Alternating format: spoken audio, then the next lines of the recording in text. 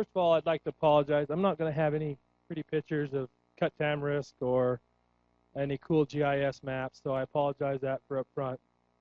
But what I will speak about today is a great funding opportunity for private firms, private biologists, consultants, state agencies to help supplement your budgets to, a little closer, wasn't quite on, to help supplement your agencies and your budgets to help further implementation of your projects. But to understand the Technical Service Provider Program, we have to understand a little bit about the agency, the Natural Resource Conservation Service, where we come from, and what makes us unique as a federal agency. I'll put this up here. Maybe not. Forget it. So our agency has its roots in the Dust Bowl. In the early 1930s, major droughts hit the Midwest, Oklahoma, Kansas, and dust clouds began to form, and we all know about the Dust Bowl. And if you really want to know more about the Dust Bowl, there's a documentary by Ken Burns, really illustrates the effects of the Dust Bowl and how NRCS played a role, or then the SCS, how they played a role in the Dust Bowl. But so in the mid-1930s, a young man named Hugh Hammond Bennett went to Congress and started explaining the plight of the Midwest farmer, how millions of acres of farmland was blowing away. And on May 11th, 1934, the first storm hits Washington, D.C. On March 6th and March 21st in 1935, as is on cue, Hugh Hammond Bennett is up addressing Congress as they start to debate and discuss the soil conservation law. Major dust storms from Oklahoma rolls through Washington, D.C., darkens the skies. Of course, Hugh Hammond Bennett, being the opportunist that he was, says, well, here comes Oklahoma, and the rest is history. And in on April 27th, 1935, Public Law 7446 created the SCS, and it was quoted to say, the wastage of our soil and moisture resources on our farm and grazing lands and forest lands is a menace to national welfare. So the SCS at that time struggles along for 2 years, trudging away, doing the best they can, limited resources, old 35 Fords out in the field. There's pictures everywhere. There's just these little old cars, and they've got survey rods. And yeah, they're making some headway, and they're doing some things for the Dust Bowl area, but they're really having trouble because there's no connection. The private landowners are it's just not happening. So in 1937, something very key happens, and that is the first conservation district is formed in 1937, thus ushering in the era of locally led conservation. A board of 5 local members, supervisors, sit on boards and help drive, to this day, help drive what NRCS spends our funds on, what we regard as our priorities, and those local boards feed into state boards and the state technical advisory boards and to state associations, and they are a major player and a major partner in our success and in our priorities. Today, over 3,000 districts are across the United States, and Alaska, Virgin Islands, and the Pacific Rim. So in 1951, Mr. Bennett formally steps down as our chief after a 16-year tenure. We have not had a chief that had lasted that long ever. Typically, our chiefs now are about 1.5 years to 2 years. Is about the rollover. So a 16-year tenure is pretty exceptional. He formally retires from the SCS in 1952. He stepped down as chief, and then he was an advisor to the following chief for a year, and then formally retired. And in 1994, under the Clinton administration, the SCS is rebranded the Natural Resource Conservation Service. So actually, we've had 3 names. We firstly started as a soil erosion service. Then we were the Soil Conservation Service, and now we're the Natural Resource Conservation Service. The rebranding is a more representative term now, as we do not generally just focus on soil. We address all resources, water, air, plants, and the human effects. And now recently we've added energy to our suite. So we're in the energy field now as far as energy conservation. So who are the natural resource people, right? Who are we? Who are the NRCS? Our mission statement is pretty simple. We're helping people help the land. That's unique because as a federal agency, the NRCS, what makes us really unique is we have, one, no regulatory authority, absolutely none. Two, we strictly work on private lands. And three, all of our conservation is voluntary.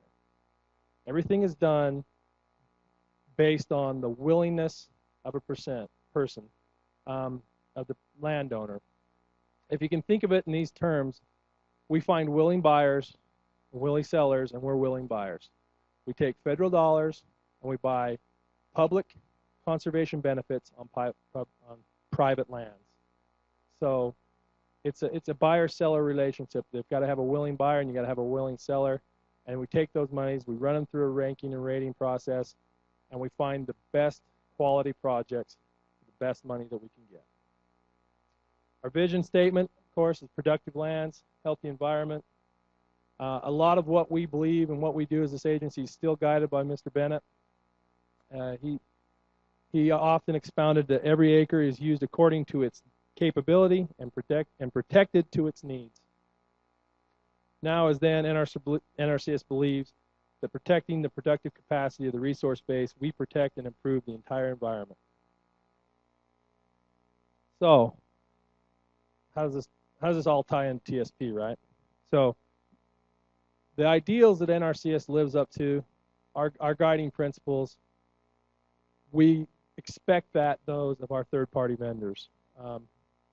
In some capacity, they're, when they roll out to a private landowner place, we expect the quality of product that we would deliver ourselves to be delivered by that vendor. We don't expect a different product, and in often terms, we don't want the landowner to see any difference in the product. The product should be the same. So the TSP program, Technical Service Provider Program, or as I'll refer to it, CSP, showed up in the 2002 Farm Bill. The 2002 Farm Bill in our agency's history was a very important farm bill. Up until that time, we were kind of this little backwoods technical agency. We carried this technical banner about, man, we're the best as technical specialists. We know this is what we do. And then all of a sudden, Congress saw fit to really fund us. We went from an agency that was just kind of this junior little brother of the Farm Service Agency and kind of to this agency that now was leveraging billions of dollars. And quite frankly, it was some growing pains. We weren't prepared for the paperwork, for the audit trails, the responsibilities that came with that. You can imagine an agency of these farm kids, these natural resource enthusiasts that went to school, who really didn't go to school for accounting. We really didn't do it. So we went through some growing pains in the 2002 Farm Bill. But what it did is usher in the golden age of conservation. We now had money to start implementing what we knew was good conservation and getting good conservation on the ground. All of a sudden, programs like the Environmental Quality Incentive Programs, the Wetland Reserve Program, the Wildlife Habitat Incentive Program, all of a sudden we had money in these programs. It wasn't like one guy here in this county is getting a little bit and this guy over.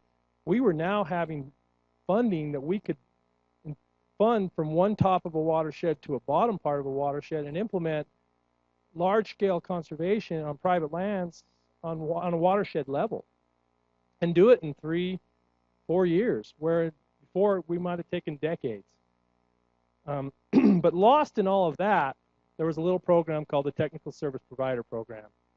And the whole concept was basically, hey, you've got all this money, but as Farm Bill and as Congress goes, we can't guarantee you will always have that money. And the strategy from headquarters was, you know, let's not staff up our agency. Let's not put on a bunch of full-time employees that maybe in the next Farm Bill we're going to have to let go or RIF or transfer and do these things. So from an operational standpoint, from our standpoint, it made a lot of sense to talk about a third-party vendor system, a consulting system that would work for us. So as I've mentioned, the TSP is a third-party vendor system, and it allows highly qualified private party individuals to do work with our clients. They will do the work that NRCS will do. So what are the key tasks they do? You know, what does a TSP kind of do? Well, one of the biggest things is they give technical assistance to landowners instead of NRCS. You know, tasks include writing conservation activity plans, so the actual planning activities, but it also includes the implementation of those activities, the practices. In NRCS, we call all of our things practices. So, you know, a sprinkler system is a practice, and a grassed waterway is a practice. So we will pay for the implementation of those. And then we pay for those through those funding programs, Farm Bill programs, primarily the Environmental Quality Incentives programs, or as we call it, EQIP. So now we know what they do. Again, we come back to Mr. Bennett. He had a lot of, he set the tone, the baseline that we carry in through our producers and our strategies. And one of the things that I wanted to point out here is, you know, he has a lot of theories on how we do things and some different considerations. But the one I really want to point out, and I think the one that's really key, is he said it to ensure conservationist presence out on the land. That's what we want for TSPs. And what we were finding is when that 2002 Farm Bill came in, our planners were now in the office administering contracts, financial programs, and doing things. And it's important to do that. You know, money churns this thing around. But we need to get people in the field, and when technical service providers are relieved of that burden. That's inherently a governmental process, the contracts and things. So now the TSPs can be out on the land. And I firmly believe all the fancy tools in the world, the GISs, the LIDARs, those are great things. Those are great tools for conservation. They can never replace being out on the land, seeing it for yourself, ground truthing it, talking to a willing participant, and having a talented conservationist out there makes all the difference when it comes to project implementation. Until then, you have plans and you have maps and you have a lot of great things, but until the steward of the land and the technical specialists get together and really have a moment to where they are both on the same page, it's just plans, it's just talk, it's just in the wind. So he was really on to something there. So your customers, TSP customers, essentially they're our customers. They're the landowners, they're the land stewards, they're the people that care about this land and want to restore it. For you people who like to read national directives and manuals and things, I don't know who you are, but I'm told there's some of you, not me. If you really want to find out more about the initiative, the TSP initiative, and the rules that govern it, there that is. Maybe you have insomnia, I don't know, but you can look that up at your leisure. Okay, so the program has two sides, and I'm not going to spend any time on this particular part of it, but the TSP authorization language allows us to use the federal acquisition program to basically go out for a Fed service contract. Sometimes we do that. We'll go out for bid and say, hey, we want an engineering firm to design 15 ag waste systems or whatever the case may be. We also do cooperative agreements with nonprofits, associations like that, where they come to the table with some money and say, hey, we got 50% of this project cost to restore this this part of the world, would you consider kicking in 50% too? As long as the product is mutually beneficial to our goals, to what we're trying to do, we'll use that a lot of times. But what I really wanted to focus on today was the participant selected program. And basically what this is there's land stewards out there. He comes into NRCS's office, or maybe as a TSP, you've contacted him and said, hey, we're working upstream from you. Are you interested? And so he comes into NRCS and says, hey, I want to do this. I have a land objective. I don't really understand how to get from point A to point B, but I know for the context of what we're doing today, my stream is in disrepair, and I've got tamarix all over, and it's just not good. You know, it's just not the way it should be. It's just not the way it flowed when Grandpa was here. And so he comes in, and he is choosing to use a TSP. So it's participant selected. Now the participant selected in true government fashion is divided into two portions too. So it's divided once, and then we divide it again. There's the planning side, and then there's the implementation side. So everything follows a natural course. If you know anything about NRCS, you need to know that we are very high on our planning process. We have a 9-step planning process that has been time tested and approved for almost 100 years now, or 80 years at least. 75, I think we celebrated 2 years ago. So the planning side are what we call conservation activity plans, and they're the latest to the party. We've authorized 17 conservation activity plans, or CAPs, right now. They range everything from fish and wildlife habitat plans to ag waste plans to irrigation plans to pest management plans. Each CAP has its own criteria and own certification requirements. So to say there's no one that comes in and certifies for all 17. You have to be a specialist in your field, okay? I'm not saying somebody couldn't, but that would be a very exceptional individual. And you must sign up for an EQIP planning application. In this part 2, at the break, we'll go a little more into what it is to sign up for EQIP, but right now I'm just going to leave that, suffice it to say you have to be EQIP eligible. Again, I mentioned everything in NRCS has a practice code. All of the CAPs are based off a 100 code. They're the first set of codes you come to in our list of in our grocery list of things you can do out there on the land. Some of the ones I just wanted to highlight for you folks that may have applicable, applicability to what we're trying to do today and what this group's about. Maybe the irrigation water management plans, the fish and wildlife management plan, pollinator habitat. This is a really new one. It's just starting to take hold in Utah. Integrated pest management plan, and then of course a grazing management plan. All of these have some type of function, and we may end up writing one or two of these different ones on a section of ground. There's some rules governing how many you can have on a piece of ground at a certain time, and again, you know, there's a lot of government rules that go with all of this, but I don't really have the time to go into all of that. And the funny thing about the CAP, the planning dollars, is they're funded by FA dollars. And again, this is something that's kind of unique to NRCS, is when we get our money from Congress and from OMB, they give us 2 pots of money.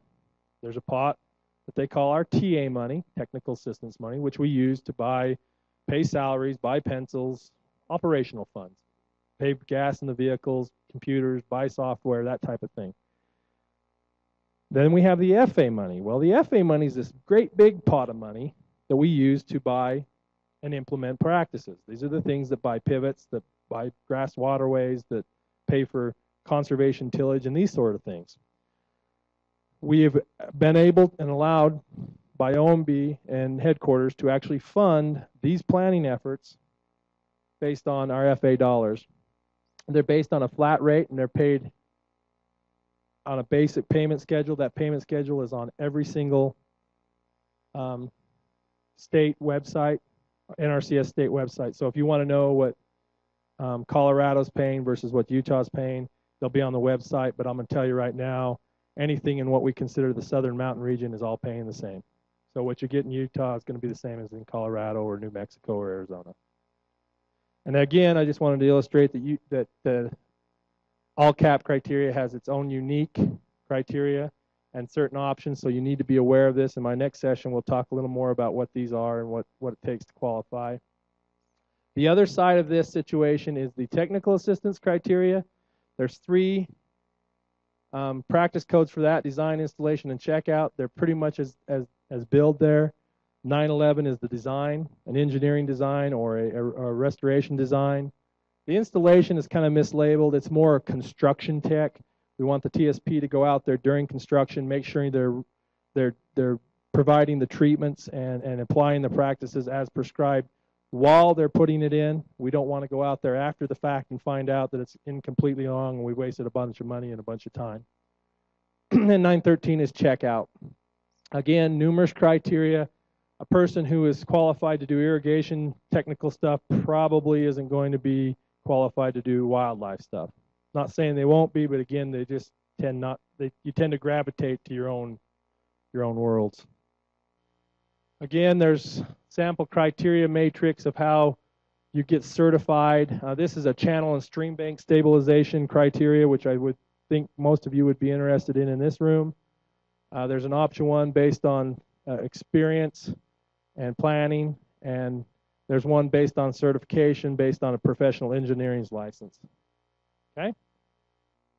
Payments on these ones are made at a flat rate, are not made at a flat rate. There's a website where you go in, put in your units and length, and we figure this all out, and that's how it's all paid.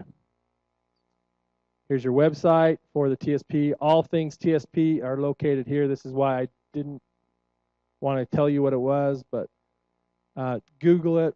Favorite web search, Bing, whatever it is, Bing TechReg, TECHREG. You can find it much easier that way. And then these are the TSP state coordinators. I am the state coordinator for Utah. You can call me anytime with any Utah questions. Mr. Bakehouse and Mr. Smerick are the state resource conservationists in Arizona and Colorado respectively. And they will have coordinators that have my position underneath those, but Mr. Bakehouse is retired in January, and Mr. Smerick's just got a new one like last week or a week ago. Both very knowledgeable gentlemen, great conservationists. Can't go wrong giving either one of those guys a call. I didn't put New Mexico's up here, but her name is Maureen Murphy. She's my counterpart. She's a state TSP coordinator. She's located in the state office in New Mexico.